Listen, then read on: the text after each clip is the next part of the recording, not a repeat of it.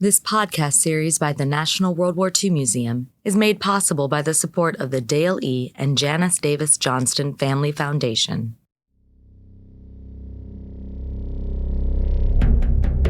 It's November 1942. The Allies are about to take a major step on the long road to Berlin. But this invasion will not take place in Normandy. It will be on the beaches of North Africa. On November 8, 1942, Operation Torch will begin landing more than 100,000 Allied troops. Why North Africa? The United States wanted to strike Germany first, but at this point, America was not yet ready to launch a full-scale attack into Europe.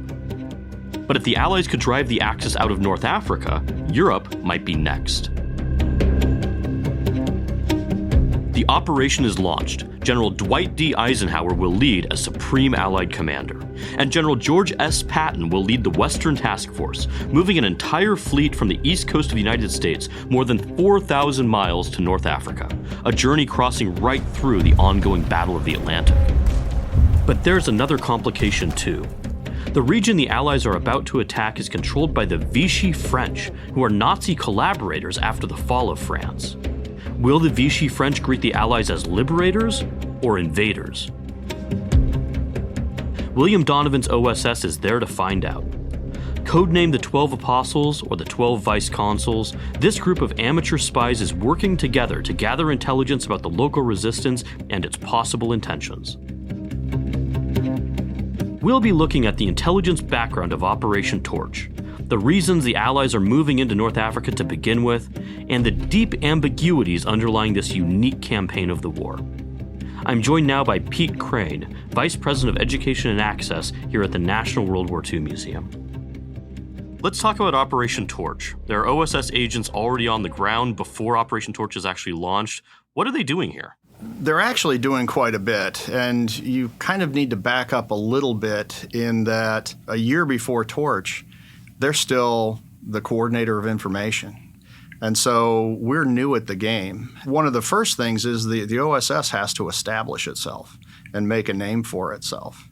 And in order to do that, Bill Donovan winds up meeting with the British, and they divide up the world. But the key for the OSS was that they got supremacy in North Africa. Another piece of that is that the Americans really upset our allies a year before. 1941, they establish an agreement with the French to allow U.S. goods and food to come into North Africa. Of course, that upset the Brits quite a bit, but what it did was allowed us to send in people to technically, diplomatically oversee the transfer of those goods, and the key being that they came into North African ports. And so what they do is they send in guys that were to be known as the 12 Apostles that were to oversee this. And what they're really doing is they're spying. The most important thing they're doing is that they're keeping an eye and establishing relationships with the French military and French diplomatic concerns in North Africa. And they're also keeping an eye on the Germans, the German Armistice Commission, who is really just a cover for the Gestapo. They're collecting that information, but then they're going to start doing things like looking at when the Americans are going to come into North Africa, how do you try to keep the French military from getting completely involved?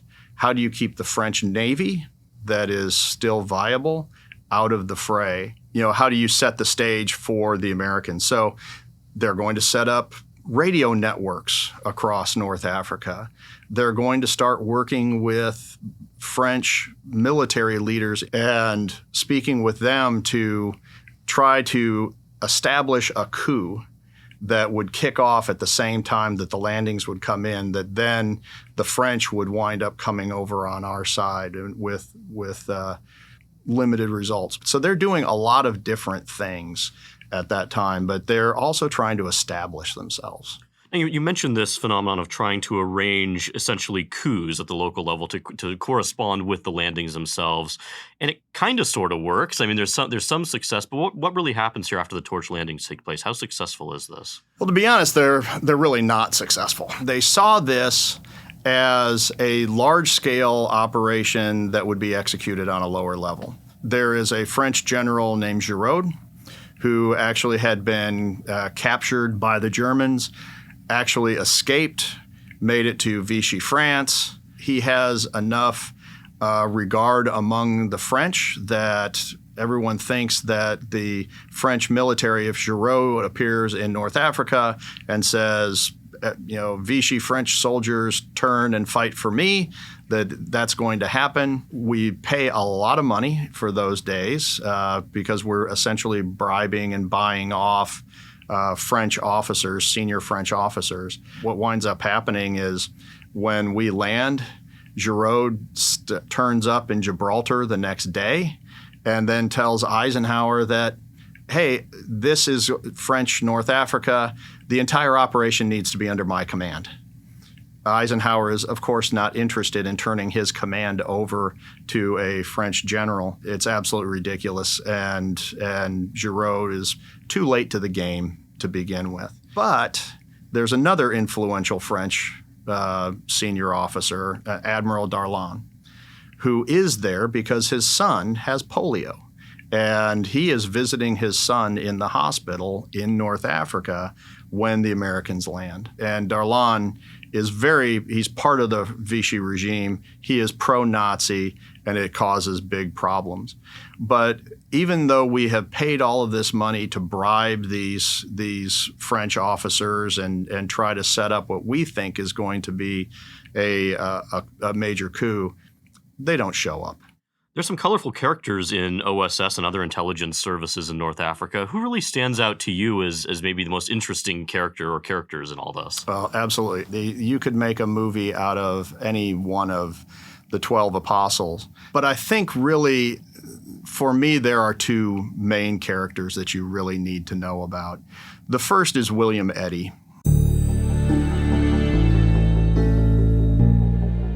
One of the key agents in North Africa was a man named William Eddy, sometimes referred to as the Lawrence of America, a play on the nickname Lawrence of Arabia. Eddy was a Marine Lieutenant Colonel, decorated a Belleau Wood, Navy Cross, 2 Silver Stars, Purple Heart, serious leg wound in World War I that becomes infected, so he's got a limp for the rest of his life.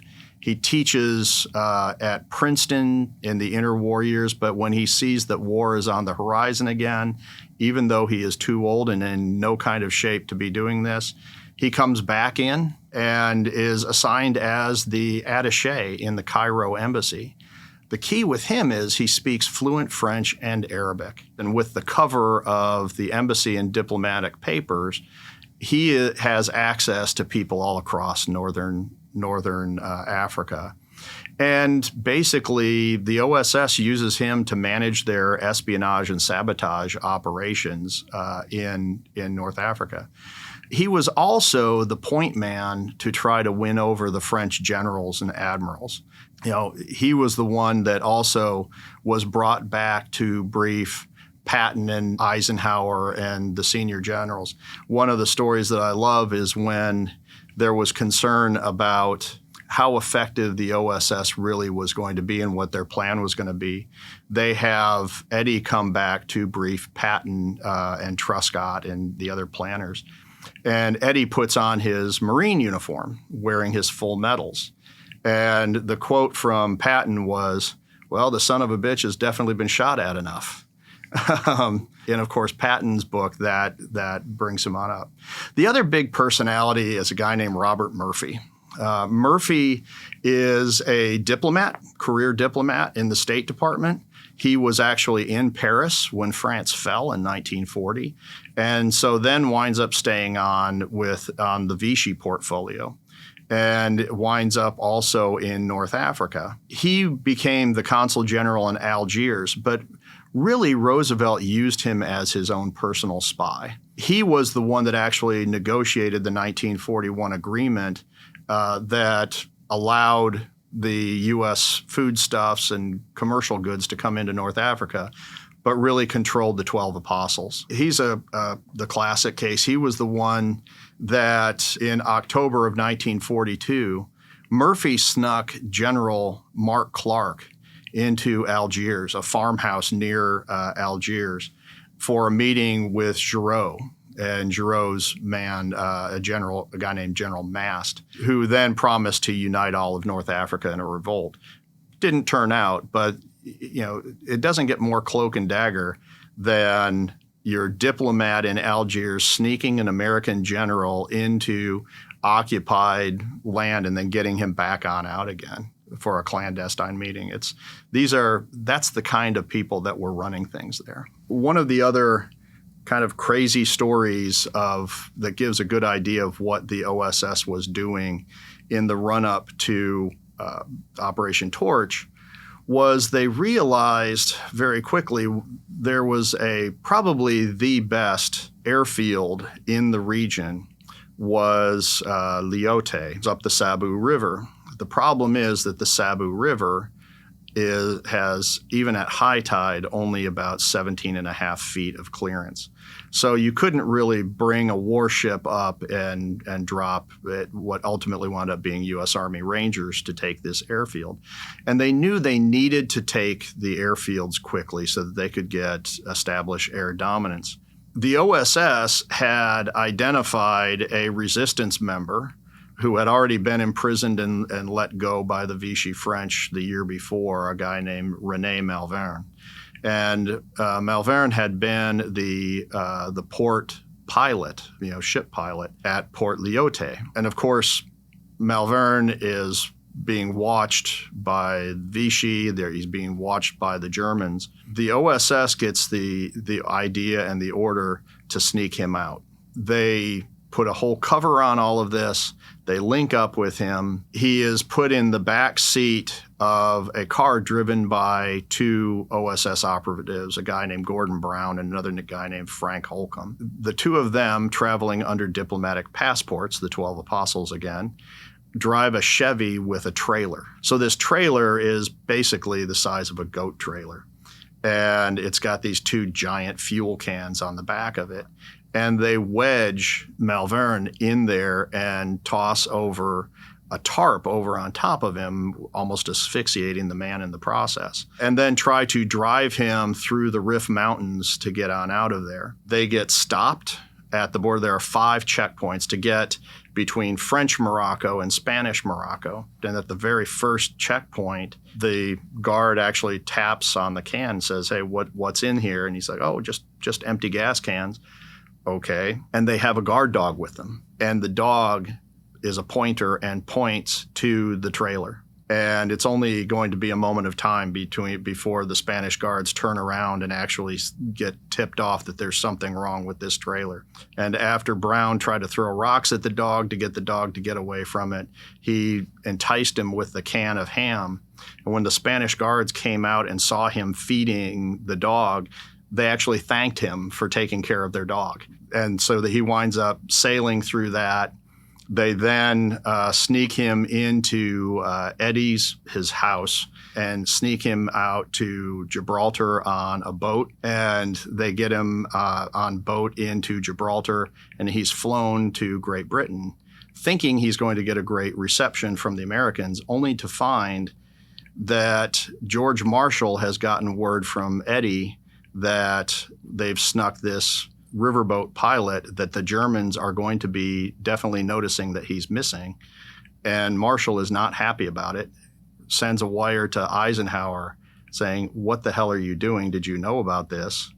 Eisenhower, of course, is not pleased because, of course, they're worried that his disappearance is going to tip off the Germans as to where the landing is going to come. They finally found out that Patton had approved it back in Washington.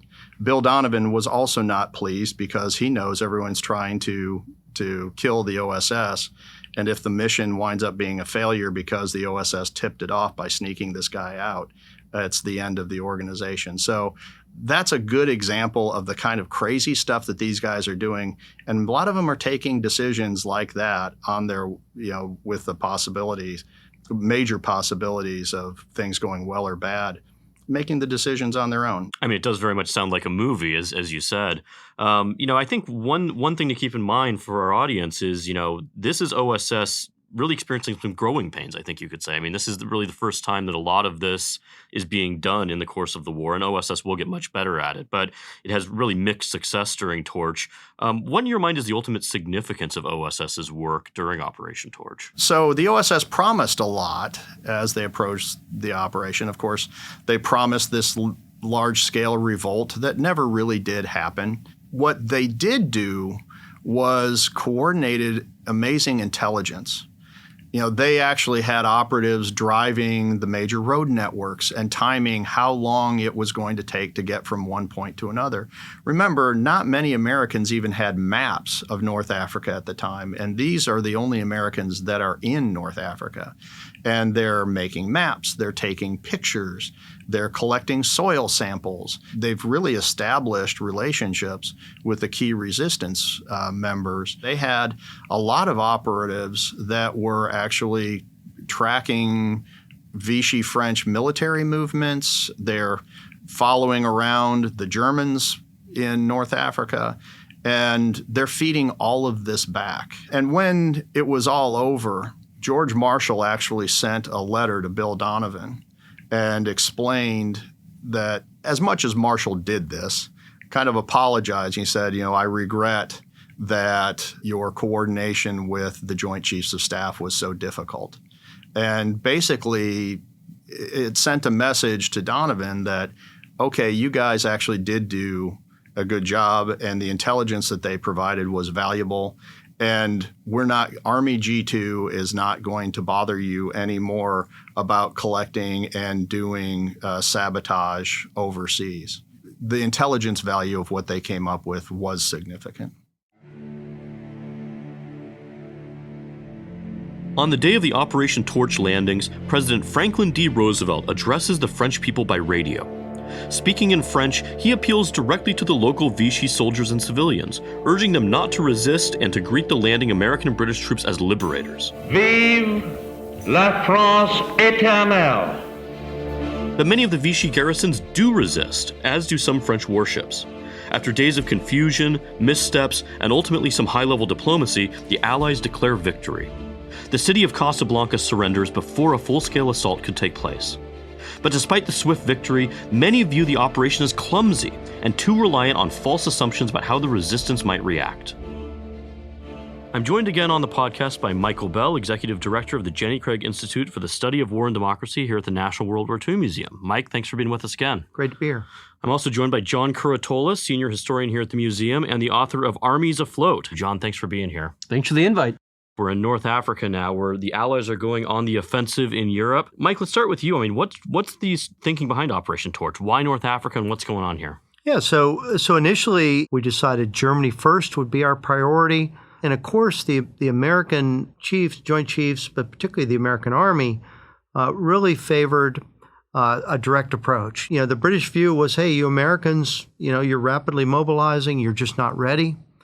You had Churchill wanting to secure North Africa and the Mediterranean, which would preserve the lifeline to the British Empire, but also would protect Egypt, the Suez, relieve his Eighth Army fighting in Egypt.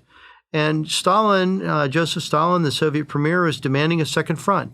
And so, FDR's view was, when American forces are committed, they needed to be committed, he thought, into combat in 1942. The American people, really can't go years without offensive operations. He also thought they needed to be decisive when they were committed. The American chiefs really were a bit opposed to this. They were actually thinking maybe we should focus on operations in the Pacific instead. But along the way were other things they eyed, for instance, major elements of the French fleet. If we could bring those, we're still in the Battle of the Atlantic. How do we either secure those or prevent the Nazis from securing those? There also were reports that the Germans were going to build submarine bases in French North Africa, which would present a really huge problem for the Battle of the Atlantic. And then this idea that on the Bulge of Africa, air bases from there could attack Brazil. And if the Germans could use that, it'd be a very difficult time for the Allies. And so those kind of combinations swayed the thinking in Roosevelt's mind. The real challenge, though, was could you bring the Vichy France forces onto the Allied side without fighting? There was some intel that suggested that they will welcome us as liberators and that the Vichy forces would join us. On the other hand, the American forces needed to be plussed up with British forces, and there was a concern that if the French detected that British forces were in there, as they had done at Dakar, they would oppose those. And so there's a lot of kind of questionable assumptions about the operation itself as we get ready to launch it.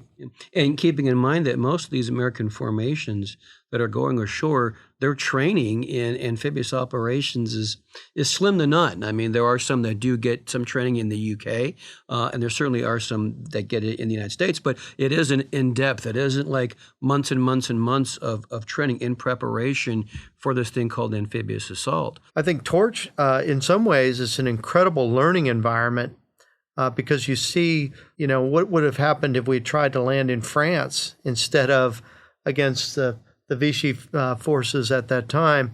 How dangerous could that have been? I think you start to see the wisdom of FDR's decision to go in there, and we go into kind of these disperse into Casablanca, into Algiers, into Iran.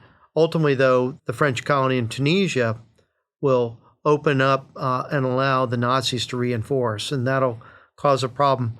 We're fortunate, though, the French forces that do resist, within a couple days, Admiral Darlan, who's the vice premier in Vichy, will issue orders for them to cease fire, which we were able to exploit then, bring those French units into the Allied command, attempt to continue the attack into Tunisia. But a lot of that is kind of luck of the draw. You can't say that the intel has prepared us completely for what we encounter in North Africa. I think in many ways we're fortunate. What was the intelligence gathered prior to Torch overly optimistic, or what was it saying about the Vichy forces that perhaps didn't turn out to be true? So there's particularly in the coordinator information that'll become the OSS, their view is that, in a lot of ways shaped by British intelligence, the idea is that ultimately they will welcome the American forces, that there will be some resistance, but it'll be local and brief. On the other hand, it was interesting, the French had really conveyed to our diplomatic team that we have an armistice with Germany, that we have to defend all of our territory, and that our honor requires us to defend that. And it's interesting, despite knowing that, we'd kind of defaulted on the side that, once they realize we're Americans, they won't do anything about that. One of the challenges, though, is we didn't have a French officer, General Giraud initially, with enough status that everyone would take his orders. And that was another intel assumption. The idea was he would be sufficient stature that the forces there would take his orders. Ultimately needed Admiral Darlan, who was not only commander of the French Navy, but was the deputy premier under Marshal Pétain, had enough authority to actually bring about the ceasefire. But it's interesting the kind of assumptions on which we'd built the assault. And as you pointed out, this is an ambiguous environment with regard to the enemy. And matter of fact, FDR and Ike put out radio transmissions to the French forces, reminding them that we are brothers in arms, and you remember what happened in the First World War. And of course, some of the tactical commanders are a little bit upset about this because they feel like it's tipping their hand with regard to the amphibious assault piece on this. But again, it speaks to this ambiguous environment, and what's gonna happen when we get ashore? So there's that confusion piece about this as well, that commanders have to kind of question what's going on. In that ship-to-shore movement, they're going to lose a large number of the landing craft as they're moving ashore. And there's a lot of confusion once they get ashore. There's poor communications. There's poor beach support teams. And there's a soldier who says if we had landed up against any kind of significant resistance, this would have ended in disaster. And Patton actually echoes that same sentiment after the operation itself. We also do a couple of landings up on the northern edge of Africa, up in Algeria. There's an Eastern Task Force, and then there's a Central Task Force. And the operations there go against light or negligible resistance as well. But just getting from ship to shore has its own problems. Eastern Task Force, they have 104 landing craft, and they wreck like 90 of them, in one area. So again, what you're seeing here is the United States Army and Navy on a steep learning curve with regard to amphibious assault. A couple things that I think are important about Torch, though, particularly if you look at, Patton's task force that leave, Virginia and actually assault North Africa. The German assumption was because the Battle of the Atlantic had gone so well for them that there's no way that the Allies could actually mount such an expedition. And this is really the first time you see long-range expeditionary operations from the United States against hostile adversaries, which kind of part and parcel of what the U.S. military does today. But it's really a German intel failure on that part, where they don't think it's possible. And so there is a degree of strategic surprise about this as well. There is a real concern as Patton's flotilla is moving across the Atlantic that it's going to be intercepted by German U-boats. And fortunately, during that transition, German U-boats are called to a different location, and so the flotilla moves unmolested. But it's a real concern over whether or not we're going to be able to power project. And so, again, we are power projecting an entire amphibious flotilla from the east coast of the United States across U-boat infested waters all the way to North Africa. And that's in 1942, we're already doing that. What's interesting to notice, though, is during this time of the war, the British are driving strategy. The Americans have their say, but the British really have the authority, I'll use that term, over their newbies that are coming into this fight. But what's interesting, as the war in the Mediterranean progresses, that relationship starts to shift.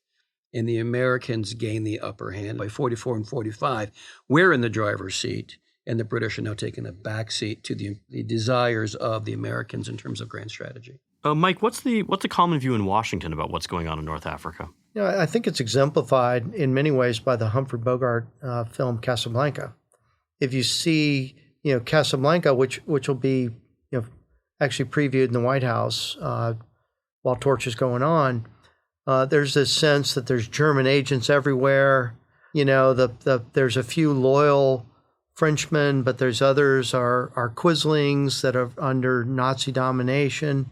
I think it fits well with this kind of sense, in many ways influenced by British intelligence services, the British organization in New York, by their ties with what becomes the OSS. The OSS really had seen that the State Department's diplomatic relations with Vichy shouldn't be condoned, that they really needed to push policy in a different direction. The French armistice with Germany was really collaboration rather than, armistice requirements. And so I think that film kind of sums up appearance versus reality, if you will. Probably really reflects, what we would see from the OSS veterans than, say, from State Department or much more traditional parts of the U.S. government. For more on the complexity of America's spy operation during this period, we're joined again by Mary Kathryn Barbier. Mary Kathryn, thanks again for being here. Happy to be here. Thanks for inviting me. Could you briefly explain the situation with Vichy France? A lot of our listeners may not be familiar with what happens with France after June of 1940. Because Germany was engaged elsewhere other than just in France, there was an agreement that France would be divided.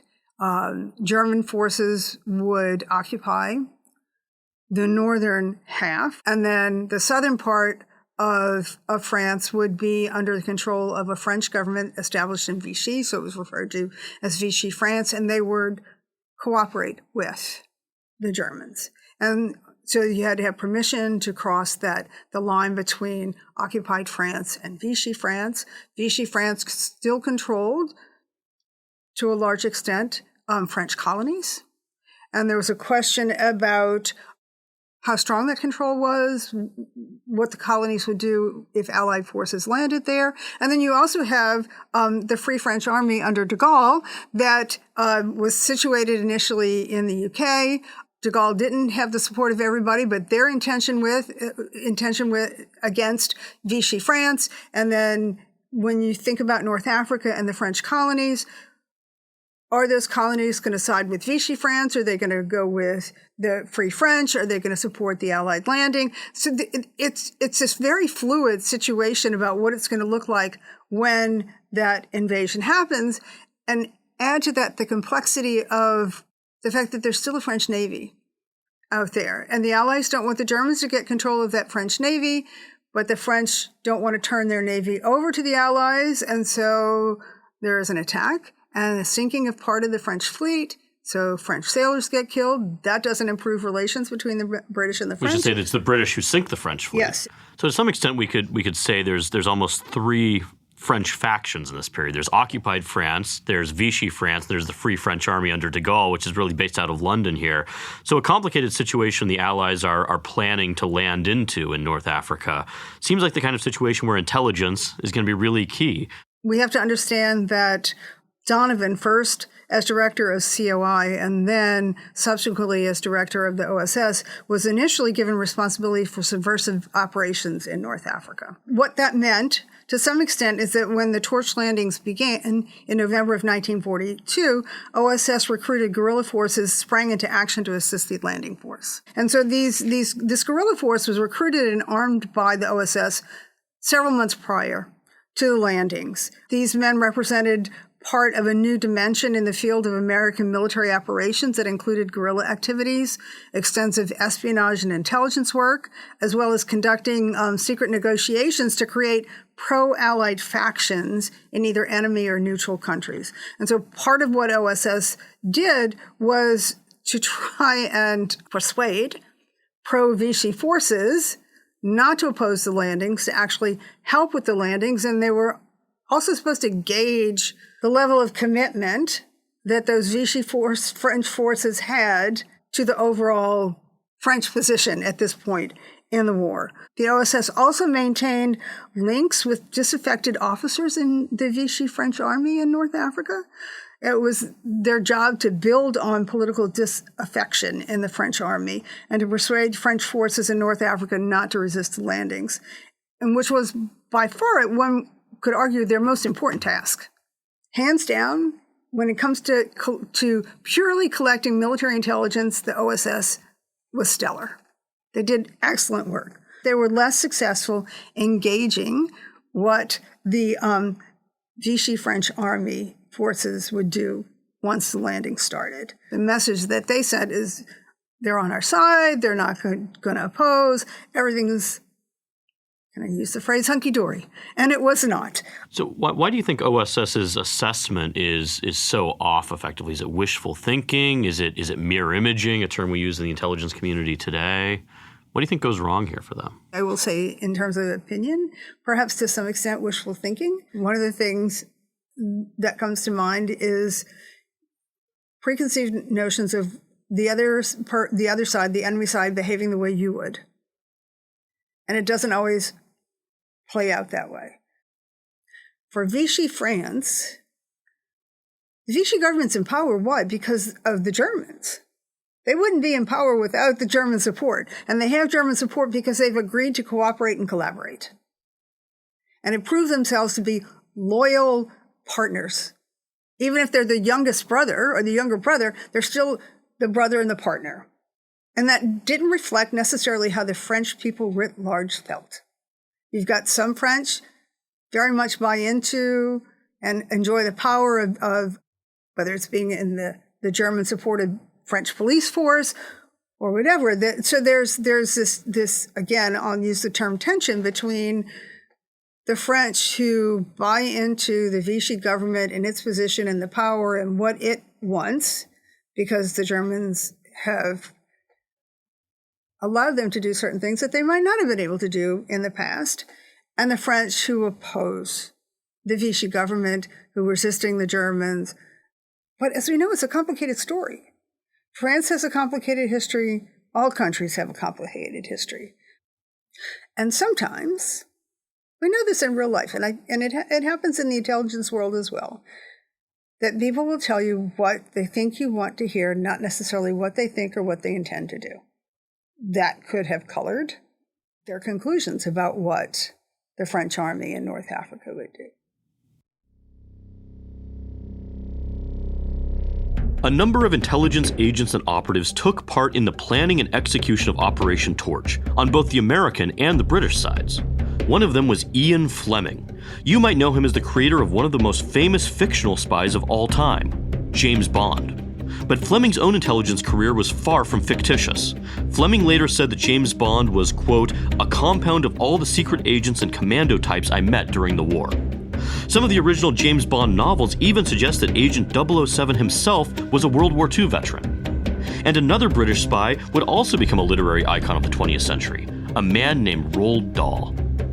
I'm joined again by Nick Reynolds.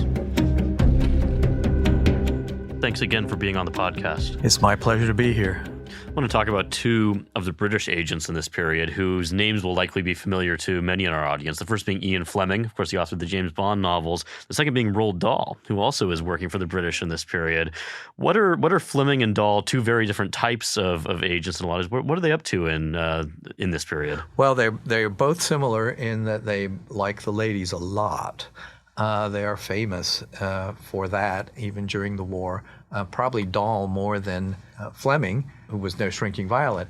And so Fleming is in the wavy navy, as the British call it. So if you're a reservist, your stripes on your uniform, they're not a straight line, but they're a wavy line. So everyone will know that the officer, the commander coming to speak to you is not a regular, but a reservist. And he's had a checkered career before the war, never really found good direction in life, tried his hand at journalism, being a stockbroker, and then he winds up being Admiral Godfrey's aide and coming over to Washington in that capacity and sort of being detailed to tell Donovan what to do. We've got these memos, so he makes a go of it. Roald Dahl is a Royal Air Force officer. He's been a fighter pilot in East Africa, acquitted himself well, but started to suffer from, we would probably these days say, PTSD. After a while, the strain got to be too much of it. We can only imagine the huge strain of just flying a Spitfire is got to be, on the one hand, exhilarating, but also, every nerve is firing in your brain. And eventually, so he's kind of invalided out. He has these blackout headaches, and so they make him kind of the assistant air attaché in Washington. And he's kind of he's sort of like Fleming and Stevenson. Basically, his job is to drum up support for the British, to do little favors for Americans, to gather little bits of information here and there. So I don't know how much he has to do with Donovan. We think of Fleming and Donovan in the same sentence. Roald Dahl is more of a presence in Washington throughout much of the war.